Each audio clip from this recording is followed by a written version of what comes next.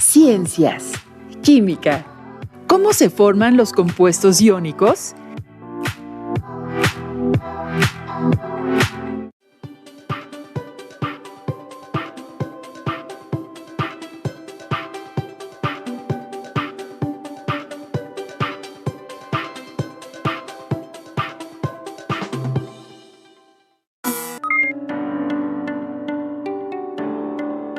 Bienvenidas y bienvenidos a una sesión más de Aprende en Casa 2, Ciencias Química. Mi nombre es Teresa de Jesús Chavarría Suárez. Y yo soy el profesor Miguel Ángel Torres Mayén. Les presentamos la siguiente frase de Carl Jung. El encuentro de dos personalidades es como el contacto de dos sustancias químicas. Si hay alguna reacción, ambas se transforman. En esta sesión, representarán el modelo de enlace iónico a partir de la estructura de Lewis y reconocerán que las propiedades de los materiales se explican por medio de las interacciones entre los iones. Dependiendo de la forma en que se enlacen los electrones de valencia, la materia presenta diferentes propiedades. El tipo de enlace que explicaremos hoy es el enlace iónico. El cloruro de sodio es el nombre científico de la sal que utilizamos para sazonar y conservar alimentos. Es el más claro ejemplo de la importancia en nuestra vida cotidiana de los compuestos iónicos.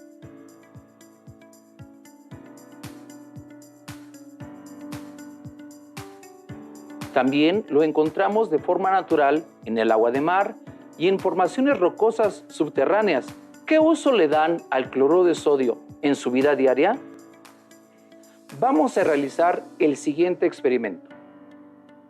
Inflamos un globo.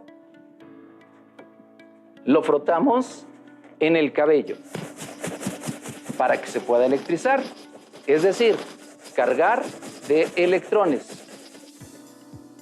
Enseguida, lo acercamos a una lata. Observemos lo que sucede.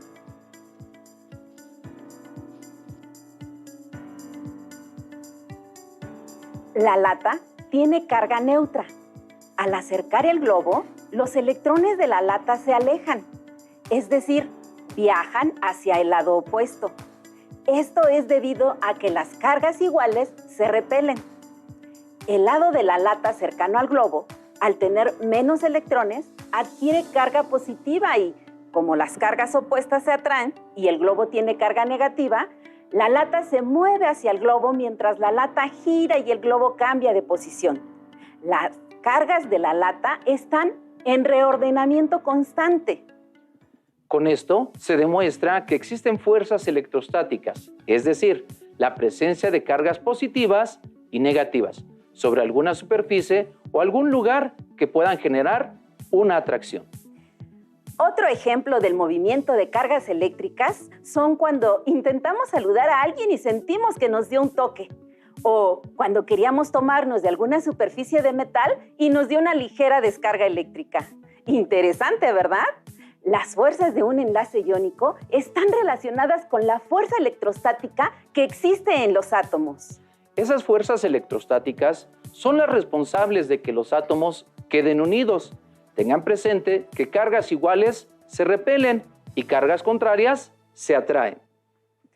A esas uniones se les llama enlace químico y lo podemos representar como lo propuso el físico-químico Gilbert Newton Lewis.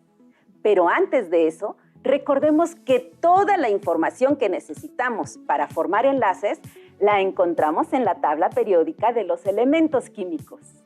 El enlace iónico se lleva a cabo entre metales y no metales. Como ejemplo, les explicaremos el enlace entre el litio y el flúor. Primero, vamos a identificar el número atómico del litio. Este dato nos indica que tiene 3 protones con carga positiva en el núcleo del átomo. Además, girando alrededor del núcleo se encuentran 3 electrones con carga negativa, de manera que el átomo es eléctricamente neutro, es decir, tienen la misma cantidad de cargas positivas que negativas. Sin embargo, aunque son átomos neutros, siempre están buscando adquirir la estabilidad electrónica del gas noble más cercano a ellos. Por ejemplo, el átomo litio busca adquirir la estabilidad del helio, es decir, tener 2 electrones de valencia en el nivel de energía más alejado del núcleo. Por esta razón, transfiere el único electrón de valencia, de modo que quedan en el átomo de litio 3 protones con carga positiva y 2 electrones con carga negativa. Por ello, se transforma en catión de litio, lo que significa que es un ion con carga eléctrica positiva y se representa Li más 1. En el caso del flúor, tenemos que su número atómico es 9. Esto nos refiere que tiene 9 protones con carga positiva y 9 electrones con carga negativa. También tiende a adquirir la estabilidad del gas noble más cercano, es decir, del neón. Por ello, el flúor acepta un electrón y se transforma en anión, que es un ion con carga eléctrica negativa, y se representa así, F-1. Cuando los átomos de litio interaccionan químicamente con los átomos de flúor, se forma un compuesto iónico, es decir, los átomos de litio le transfieren su electrón de valencia a los átomos de flúor. De esta manera, el litio queda con 2 electrones en su único nivel de energía para adquirir la configuración y, por lo tanto, la estabilidad del helio. En el caso de los átomos de flúor, estos se transforman en aniones al aceptar un electrón y completar su última órbita con 8 electrones y adquirir la estabilidad del neón. De esta forma, se produce el compuesto iónico fluoruro de litio. Construyamos modelos de compuestos iónicos. Ahora, con el cloruro de sodio.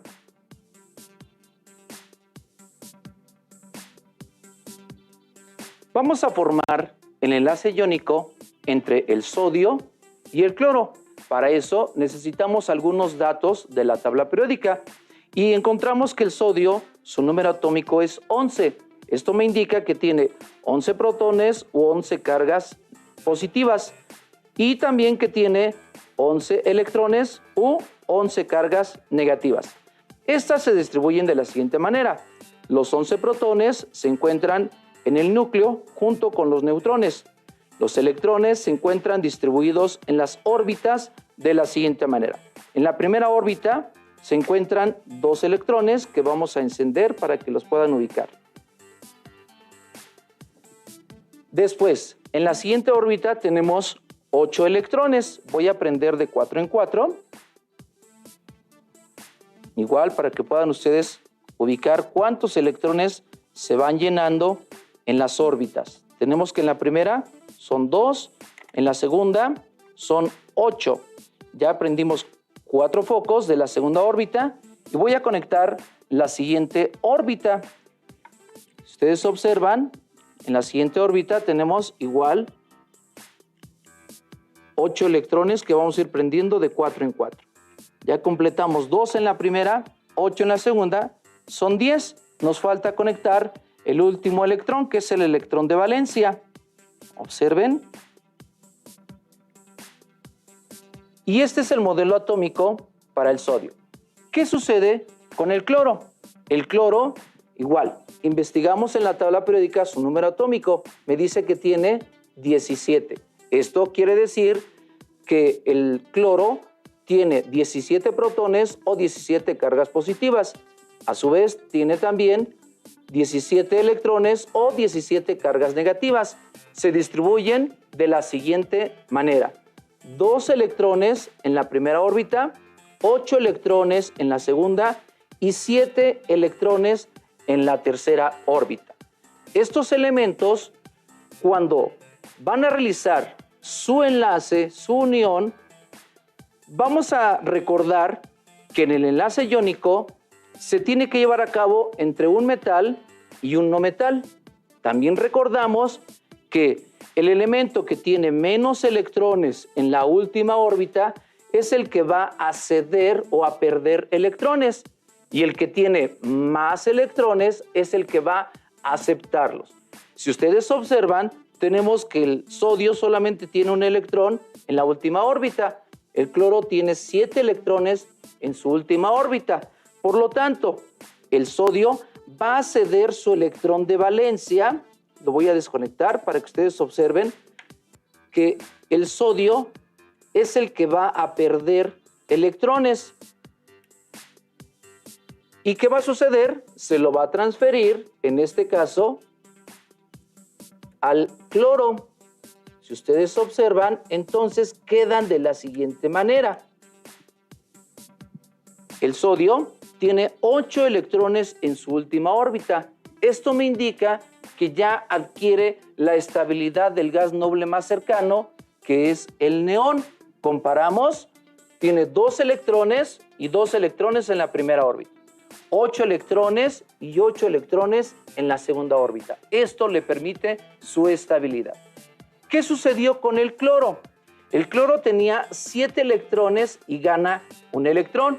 Esto le permite completar su última órbita y adquirir la forma del argón. Observamos 2 electrones en la primera órbita, 8 electrones en la segunda órbita y 8 electrones en la tercera órbita. Finalmente, estos elementos cambian sus cargas eléctricas. Habíamos comentado que este tenía 17 y 17 y este tenía 11 y 11. ¿Pero qué sucedió? El sodio cede su electrón y pierde, entonces queda con 10. Si hacemos la diferencia entre protones y electrones, esto me indica que la carga eléctrica que adquiere el sodio sería +1, formándose un catión.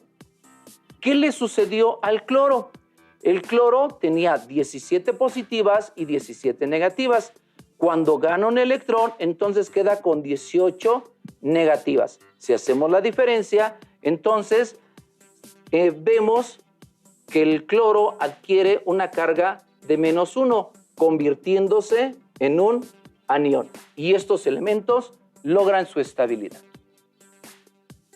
La cristalización es una propiedad importante de los compuestos iónicos. Experimentemos la cristalización del cloruro de sodio.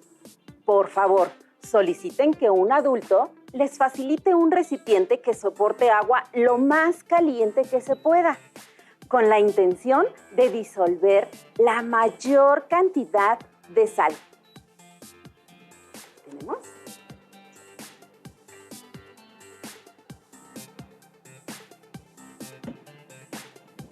Con la intención de disolver la mayor cantidad de soluto y así podremos obtener una disolución sobresaturada de cloruro de sodio.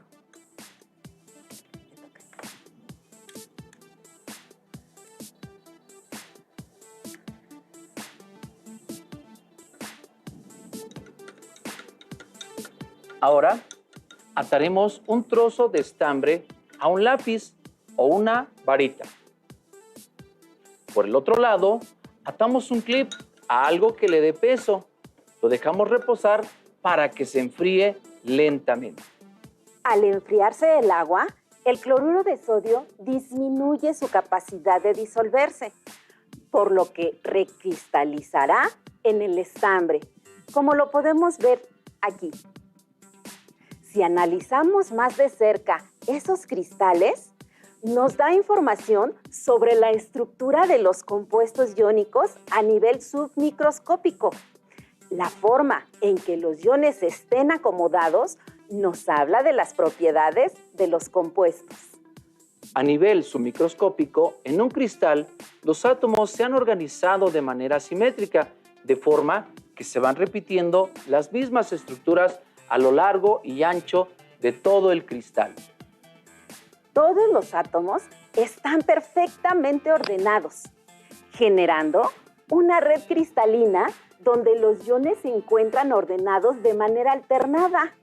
Una carga positiva seguida de una negativa de manera tridimensional, dando origen a las propiedades de los compuestos iónicos. Los átomos de los elementos que forman los compuestos iónicos se mantienen unidos por la presencia de los cationes y aniones. Como ya mencionamos, los que participan en el enlace químico son los electrones de valencia, es decir, Los electrones cuya órbita o nivel de energía se encuentra más alejado del núcleo. Lewis representa a los electrones de valencia con cruces o puntos alrededor del símbolo del elemento. Recordemos que el número de electrones de valencia se relaciona con el grupo al que pertenecen los elementos químicos en la tabla periódica. Al partir del grupo al que pertenece un determinado elemento, podemos representar sus electrones de valencia con la estructura de Lewis. Por ejemplo, el sodio está en el grupo 1, por lo que en su capa de valencia existe un electrón y se representa con un punto o una cruz en la estructura de Lewis. El cloro, al estar en el grupo 17, tiene 7 electrones de valencia. Por lo tanto, con la estructura de Lewis se representa con 7 puntos ordenados de la siguiente forma: 3 pares de puntos y un punto solo. El enlace iónico ocurre cuando los átomos de sodio ceden su electrón de valencia a los átomos de cloro. Lewis representa un par de electrones con un guión largo, por lo que en la representación, estos pares de puntos los sustituimos por guiones. Les proponemos la siguiente actividad. Completen la tabla relacionada con la formación de compuestos iónicos para aplicar lo aprendido. Observa el ejemplo. Tenemos un metal, el bario, que pertenece al grupo 2, por lo que sus átomos tienen 2 electrones de valencia. El cloro, al estar en su grupo 17, sus átomos tienen 7 electrones de valencia. En la formación del compuesto iónico, el bario cede sus 2 electrones de valencia, por lo que se une a 2 átomos de cloro, ya que cada uno aceptará solo un electrón. Y de esa manera se forma el compuesto iónico de cloruro de bario.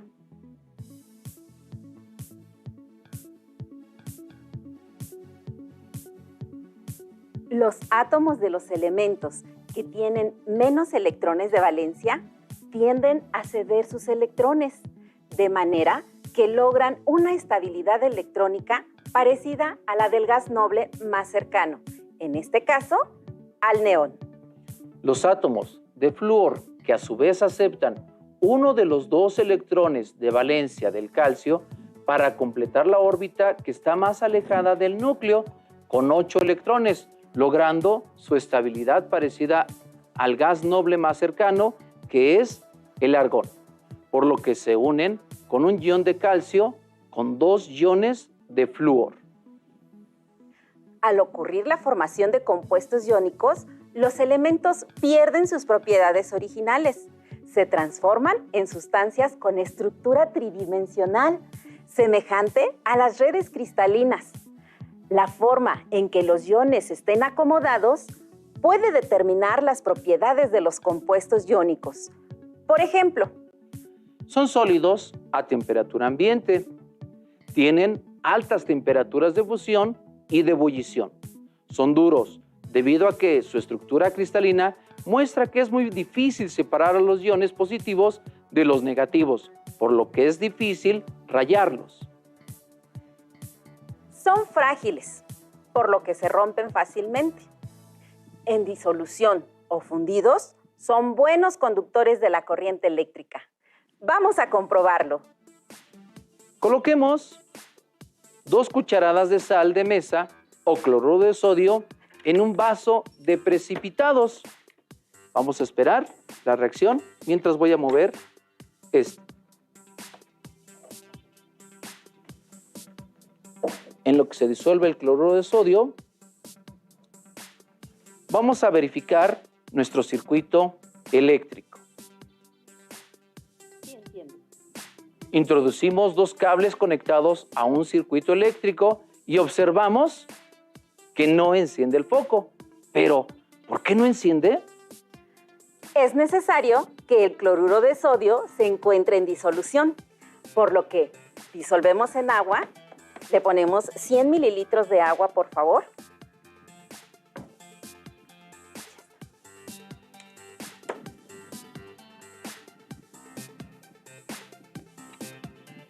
Ahora le vamos a mover para que se disuelva.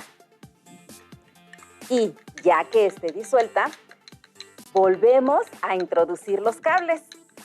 Al hacer pasar la corriente eléctrica en la disolución de la sal, observamos que sí enciende el foco debido a la presencia de iones.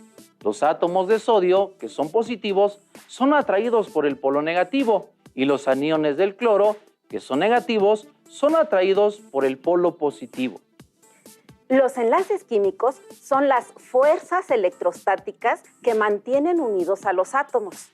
Los compuestos iónicos están formados de cationes y aniones. Se mantienen unidos por la diferencia de cargas eléctricas. En este tipo de compuestos participan los átomos de los elementos que pertenecen a los grupos 1, 2 y 13, que tienen 1, 2 o 3 electrones de valencia respectivamente. Interaccionan químicamente con átomos de elementos que están en los grupos 15, 16 y 17, con 5, 6 o 7 electrones de valencia respectivamente. En otras palabras, los compuestos iónicos se forman al interaccionar átomos de elementos metales y no metales. Los metales tienden a ceder electrones de valencia, mientras que los no metales tienden a aceptar los electrones, por lo que se transforman en iones. Los átomos que cedieron electrones de valencia tienen carga positiva, son llamados cationes. Los átomos de los elementos que aceptan los electrones tienen carga negativa y se llaman aniones. Si notan que se confunden con los conceptos, practiquen alguna técnica para relacionar la carga eléctrica con su nombre. Por ejemplo, para que recuerden cuál es el catión, escriban en grande la palabra catión, resaltando la letra T, como si representaran el signo más. De esta manera, recordaremos que los cationes son los iones en los que predomina la carga positiva, es decir, los que cedieron electrones de valencia. Los compuestos iónicos los podemos representar por medio de la estructura de Lewis. Recuerden que los electrones de valencia se representan con cruces o con puntos alrededor del símbolo del elemento. En la estructura de Lewis, para expresar los enlaces o uniones de otra forma, se sustituye un par de electrones por un guión largo. En los compuestos iónicos se forma una red cristalina eléctricamente neutra. Las cargas positivas estarán rodeadas de cargas negativas y las cargas negativas de cargas positivas. Las propiedades de los compuestos dependen del tipo de enlace que se forma. Por ejemplo, los compuestos iónicos conducen la corriente eléctrica solo si se encuentran disueltos en agua. Son resistentes a las rayaduras, pero frágiles, por lo que se rompen fácilmente. Los electrolitos son disoluciones iónicas, también llamadas sales. Se encuentran en la naturaleza en forma de minerales. Ayudan en la hidratación del cuerpo para que los músculos y los nervios funcionen correctamente. Los electrolitos son sustancias que conducen la corriente eléctrica cuando se disuelven en agua. Cada electrolito tiene su propia función en el organismo. Algunos son más abundantes porque así lo requiere el cuerpo. Regulan la función muscular, nerviosa, la presión arterial y otros procesos importantes. Otros ejemplos de compuestos iónicos que utilizamos en nuestra vida diaria son el bicarbonato de sodio, que lo usamos para hacer pan en la repostería, también recomendado ampliamente como antiácido para contrarrestar la acidez en el estómago. El hidróxido de sodio se utiliza en la limpieza de superficies, se conoce también como sosa. El yoduro de potasio se utiliza como desinfectante de alimentos. El fluoruro de calcio es esencial en la formación de huesos y en el correcto mantenimiento del esmalte dental, previniendo caries. entre otros. Si quieres saber más acerca de los enlaces químicos, consulta la página que aparece en la pantalla. Para reafirmar el conocimiento, indiquen 2 propiedades de los compuestos iónicos. Identifiquen compuestos iónicos que utilicen en sus actividades diarias. Regístrenlos en el cuaderno en forma de lista con fecha y título. Recuerden que una pista para identificar los compuestos iónicos es que se forma solo con elementos metales y no metales. Investiguen y dibujen la red cristalina que forman los compuestos iónicos. También pueden construir modelos tridimensionales con material que tengan a la mano. Les recomendamos construir sus modelos con las golosinas que más les gusten para que se vean bonitos.